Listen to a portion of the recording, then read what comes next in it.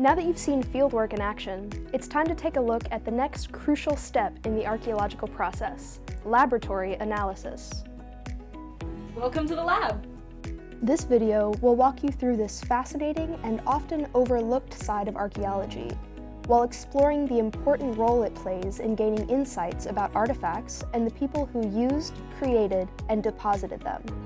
This is, of course, the fifth and final video in a series covering the ongoing archaeological work at Varner-Hogg Plantation. For information about the Rice Archaeology Project, community-based archaeology, or the workings of archaeological fieldwork, check out the other videos in the series. But for now, let's focus on the lab. Lab work is probably the most exciting part of this process because in the lab, that is the area where we draw all of this information together and are able to make conclusions about the work that we did in the field. And so while field work and excavation is sometimes an important part of the process, all of those pieces that you gather in the field are able to be brought together in the lab. It's extremely important to study these assemblages and to understand the experiences of enslaved people, much of which have never been talked about before or really studied before. Much of the history has been focused on the white enslavers who owns this plantation, and that's been something that's being reflected on at Varner-Hogg as well with the reconstruction of the museum at the main house. So I'm here with a collection of buttons from Varner-Hogg Plantation, and these were picked out by a senior thesis student at Rice named Elaine Huang. She couldn't be with us today, but she has some really exciting work going on with these buttons, and as you can tell, there's quite a variety of them. We've got metal buttons, we've got bone buttons, and then there's a really cool one here too, which is one that was actually found on the uniform of a Confederate soldier. So a lot of really cool artifacts, a lot of really cool history. So we've pointed out the variation that you can see in all of these different types of buttons, and it's really interesting because, you know, when we think about 18th and 19th century clothing, there kind of is an archetype or there's a monolith, and we don't tend to recognize that things can be so varied, especially in something as detailed and minute as buttons, which is an aspect of the lives of people who lived back then that we don't really tend to focus on, and especially when it comes to enslaved individuals, and so much of their narratives have already been erased. Providing insight about things like their clothing and their adornment can be really valuable from both a historical and community perspective. Most people, when they get into archaeology or even think about archaeology, they don't think about the lab aspect. It's more they want to be in the field, they want to dig, and they want to look at artifacts. When artifacts get pulled out of the ground, they'll just get thrown in either plastic or paper bags, or where they were found inside of the 1 by 1 meter unit or the trenches or whatever they dug that time. And so then that will go back to the lab, and it needs to be washed and sorted by material type. So they'll pull out bone or metal or ceramics or anything. And then once that's done, they'll go and they'll say, okay, is this piece of ceramic, was it a bowl or was it a cup? Or what kind of decoration it has? Who could have used this? What could they have used it for? After that, it usually gets labeled with the number and the provenience information. And then it'll get repackaged into archival quality packaging so it doesn't deteriorate. And then it'll get put in the box, but after that, people come back and you want to learn more about it, you'll come in and do a deeper analysis. So they may look at the type of ceramic and like what they used in the clay to put it all together, what made it stick, or different things like that. When most people picture archaeology, they think of archaeologists standing in exotic locales holding shovels and brushes. What most people don't realize, however, is that lab work typically makes up 2 to 3 times more of the work on an archaeological project than the actual excavation.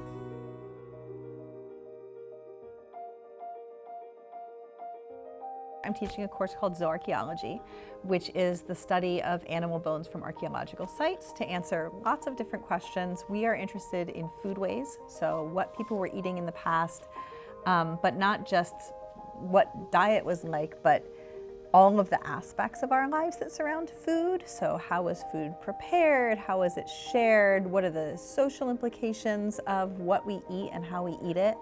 So in this class, I'm teaching students how to identify animal bones so that they can ask those big questions about foodways. And this semester, we're really lucky to be able to analyze the faunal assemblage from Varner-Hogg Plantation. So my students are applying what they're learning in class about bone identification to this assemblage. And so I brought an example of what this looks like, of very, very fragmented archaeological bones that were excavated from Varner-Hogg, in this case in 1981. So this material has been curated, and my students are going to be the first people to sort of look at this from a holistic archaeological, zooarchaeological, anthropological perspective. Applying theoretical perspectives and methods that have been out there for a while, but we're doing so with an assemblage that's never been studied in a part of Texas history that's not so well examined and known, right? And so we're really taking advantage of the fact that the Texas Historical Commission and Rice have this relationship, working with each other and with the Varner-Hogg Plantation to start doing collections analysis of what was excavated before at Varner-Hogg. And then, of course, Rice University students are excavating at Varner-Hogg as part of their Advanced Field Methods course, so we're hoping that in future semesters, students will also be able to expand the study to include those faunal assemblages. I'm doing my senior thesis project on fauna analysis at Varner-Hogg, so we have a collection of animal bones.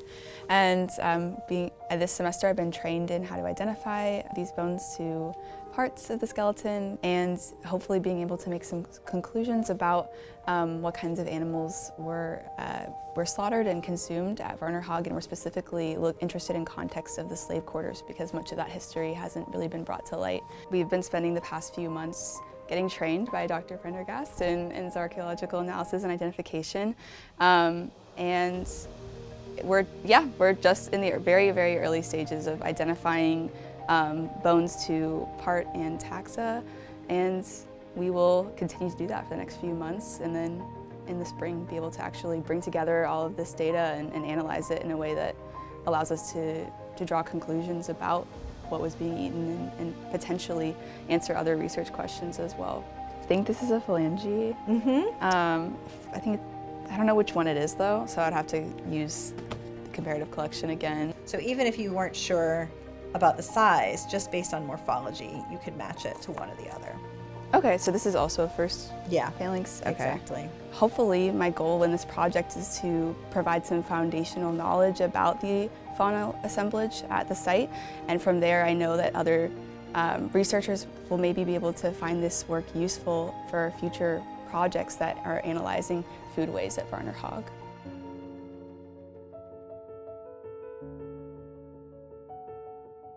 I think it's wonderful for people to understand what archaeologists do and to be part of it and to participate. This is the kind of work that really is very collaborative.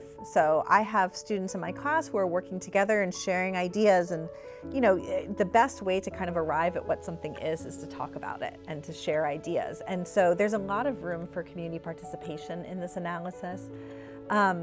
And I'm really excited that we're going to be sharing what we found from the community with the community, learning from the community, and inviting people to come and check out what we do here in the lab. I'm really excited because the archaeology lab at Levi is also going to be serving Varner-Hogg, and so all of the artifacts from both plantations will be housed there. It's a new opportunity for community members to come and see the artifacts and see the documents that we have and that have been.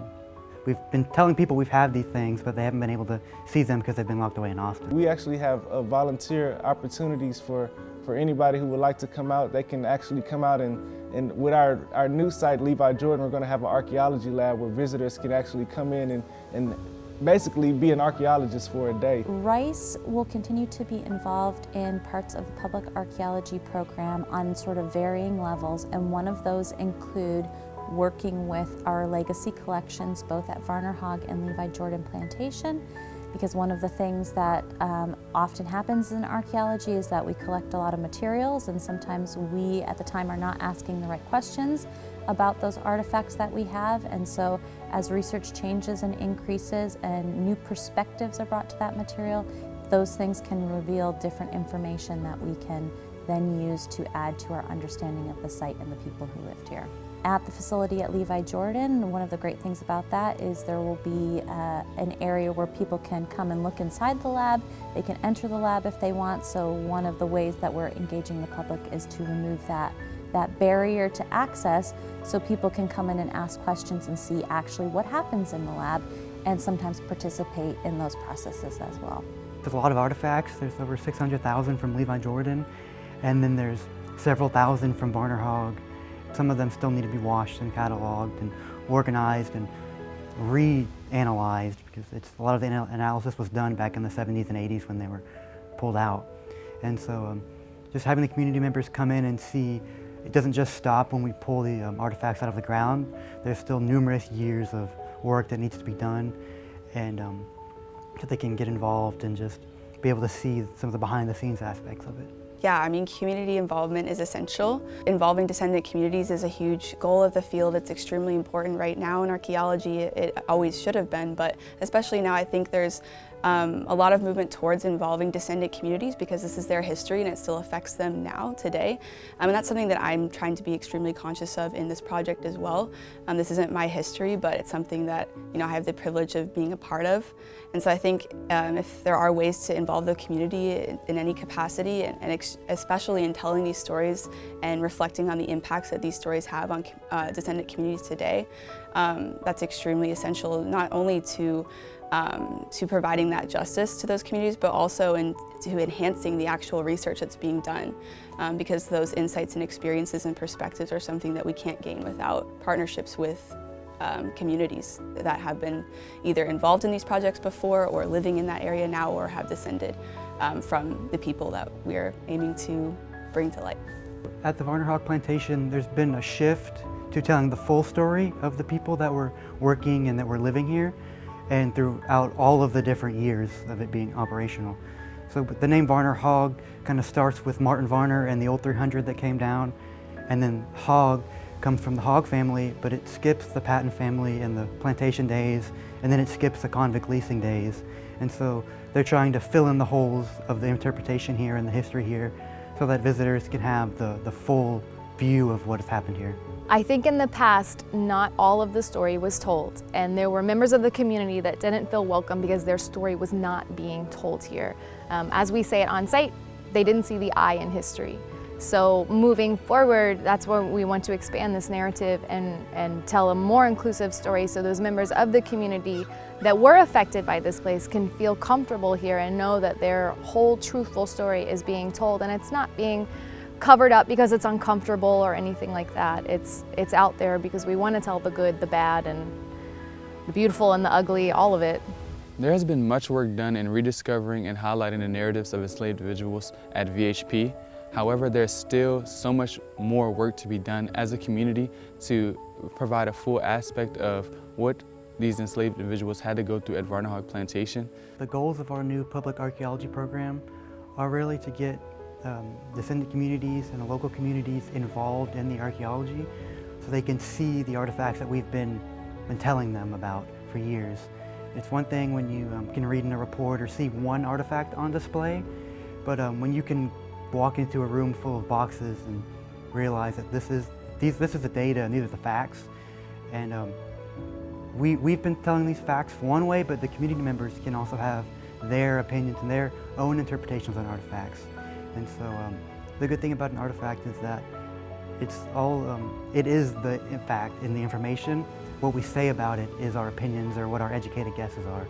And so anybody can come in and try to interpret the data and shine new light on these artifacts. And so I'm excited to see the community members come and see their insight on what we have and what they think it is.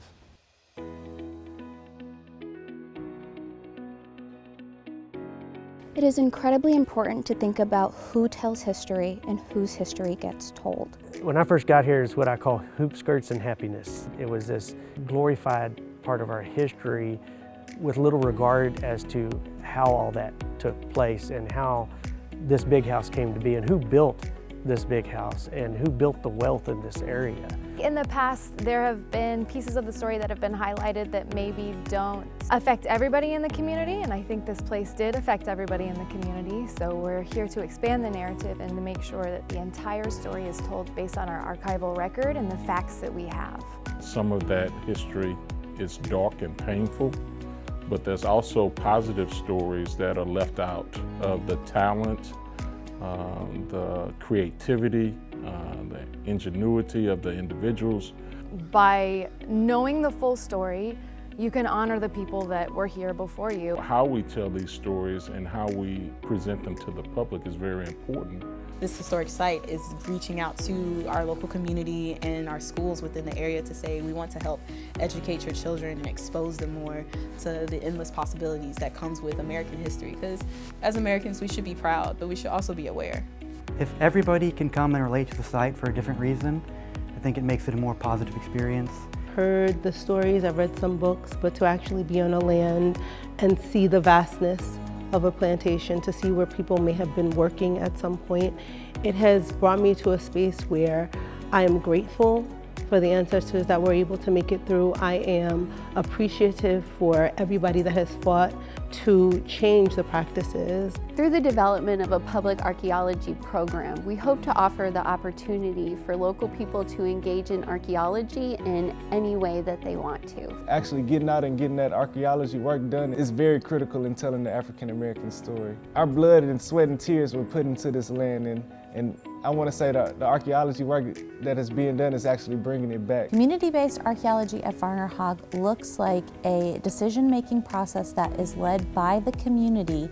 The future depends on getting the community involved and creating a better narrative for the history of enslaved people here at Varner-Hogg Plantation. So as individuals visit the site, it is my hope that they will grow in knowledge and information to grow them, that they may prosper individually and the community may prosper as a whole. That prosperity does not just mean financial dollars and cents. As people, they come into the site one way, but they leave better because of the information that is shared. Come work with us. Come work with us. Come work with us. Come work with us. Come work with us. Come work with us. Come out and work with us. Come work with us. Come work with us. Come work with us. Come work with us. We would like to invite the community to come out and work with us here at the Varner-Hogg Plantation to tell the full story of the history in this location. We need you, we want you, and we thank you in advance.